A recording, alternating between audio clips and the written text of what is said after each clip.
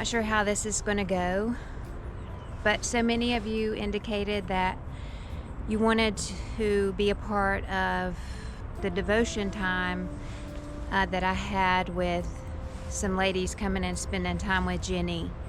And I really felt in my heart that I wanted that time to be private so that they could feel comfortable opening up their heart without any fear of the camera or what people might think or what people might say. I just really wanted it to be between me and them and Genny. But I did think that maybe I could come back today and read a part and talk a little bit about what I did talk about that day and share it with you all.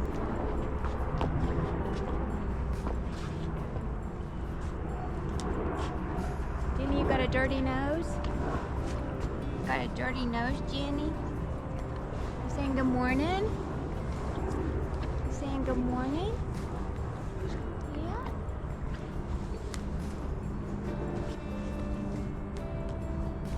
Let me see what she wants to do before I kind of get into it. Actually, I think she's wanting to go into the barn, which she, since the flood, has not asked to go in the barn. Maybe not.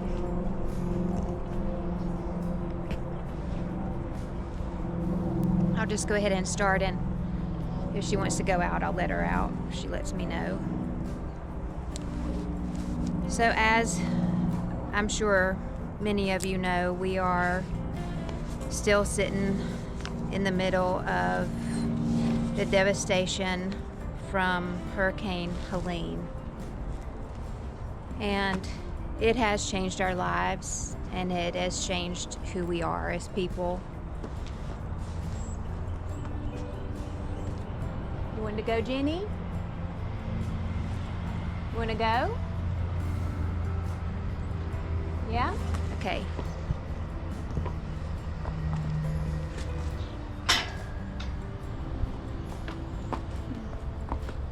Okay, Genny. Come on.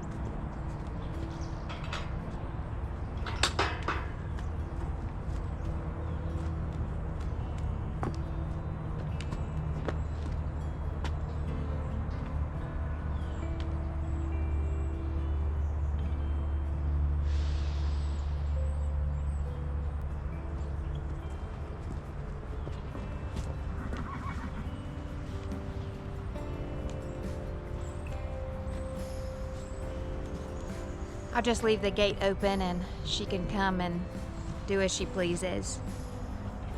I think she's going to get water now.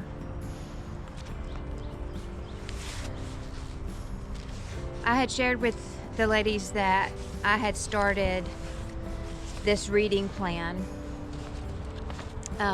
in the January 1st of this year, and I've been faithful to it every day. And although I'm behind in the reading plan on the days, I'm not behind in where God has put me. So I might have split up a day and did it the next day, but I'm right where I'm supposed to be in it. And that's important to know, because each day that I've read has been something that has absolutely spoke to my heart and been exactly what I needed, or has pertained to exactly where we are in this day and time. So the first day of the flooding, which would have been Friday morning, that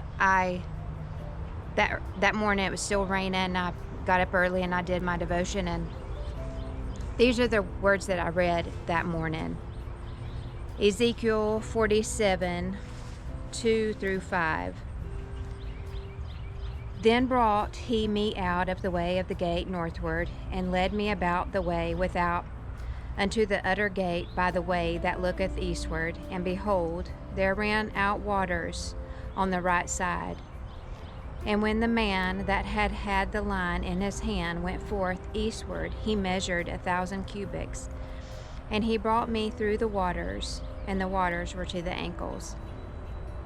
Again he measured 1,000, and brought me through the waters, and the waters were to the knees. Again he measured 1,000, and brought me through the waters, and they were to the loins. Afterward he measured 1,000, and it was a river that I could not pass over, for the waters were risen, waters to swim in, and a river that could not be passed over. That morning I got up, and to say I was anxious is an understatement, to get to Genny. And we tried to go get to Genny, and you could not cross over the waters. The water had taken out every road that led to Genny except for one, and that road was completely flooded, and there was a car floating in it. And in one of the roads, I was inches from stepping my toes into it to try and cross it to get to Genny. And had I done that, I'm not sure the outcome, but I was desperate to get to Genny. And the second day of the flood, I read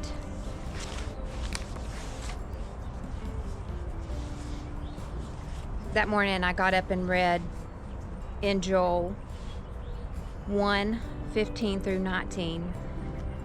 Alas for the day of the Lord is at hand, and as a destruction from the Almighty shall it come.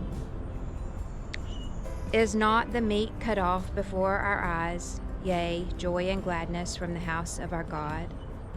The seed is rotten under the clods, and the garners are laid desolate. The barns are broken down, and the corn is withered. How do the beasts groan? The herds of the cattle are perplexed. Because there is no pasture, yea, the flocks of sheep are made desolate. O Lord, to thee will I cry, for the fire hath devoured the pastures of the wilderness, and the flame hath burned all the trees of the field. For the fire hath devoured, or in our case, the water had devoured everything around us. And a few days later, it was probably about 5 days later, God had me in this plan on this day in Daniel. So Daniel 3:22. Therefore, because the king's commandment was urgent and the furnace exceedingly hot, the flame of the fire slew those men that took up Shadrach, Meshach, and Abednego. And then in 25 it said, He answered and said, Lo, I see 4 men loose, walking in the midst of the fire, and they have no hurt, and the form of the fourth is like the Son of God. In verse 27, and the princes, governors, and captains, and the king's counselors began gathering together. They saw these men upon whose bodies the fire hath no power, nor a hair on their head singed, neither were their coats changed, nor the smell of fire had passed on them. And when I read this,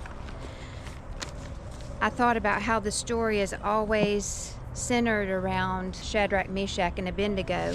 What stood out to me was verse 22.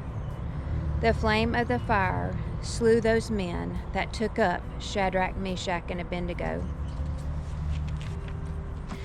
Those men that threw them in the fire were just going about their day. They were just doing what they were told to do. They had to have seen what was coming. The fear must have overwhelmed them. They had to have known what was about to happen. And it made me think of all the people that we've lost here who were just going about their day, and yet the water took them. But had it not been for those men throwing the 3 men into the fire, there wouldn't have been a story to tell. And through their sacrifice, now thousands of years later, we're able to see God in that story and how He walked and how He saved and how He brought them through it, and that He was with them through it all. And I'm so sorry for those who were lost. But the stories that have came through those losses, those that have shared them, and the goodness of God, and even through all the loss, the blessings that the people have felt and how they've seen God work in those losses, has been nothing short of a miracle, just like it was with the 3 men thrown in the furnace. The guilt of coming through the water untouched, yet feeling completely thankful, is a hard thing to balance and to wrap your mind around. But I have to believe that through the loss, the stories, just like here, is what will stand and bring people to Jesus.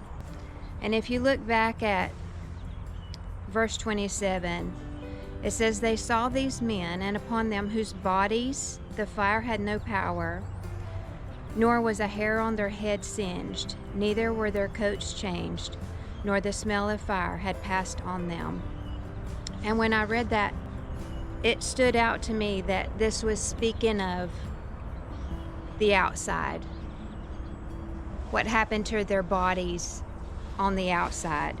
Nothing was touched, nothing was hurt. You couldn't even smell the smoke on them. But never did it say what happened to them on the inside through this event. Because you can't come out of it unscathed, and you can't come out of it without something happening to you on the inside. And what they must have felt on the inside after seeing the men fall to their deaths.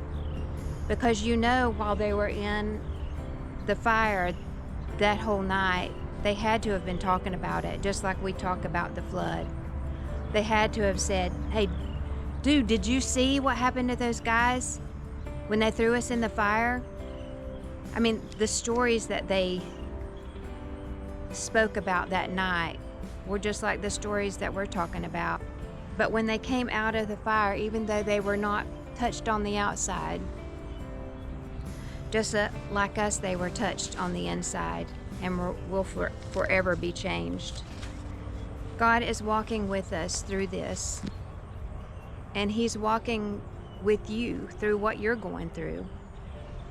And even though sacrifice and destruction comes, and being thrown in the fire, God is with us. He is here. I've seen so much beauty in people, and so many miracles and so many blessings that have came, that you can't not be changed by it.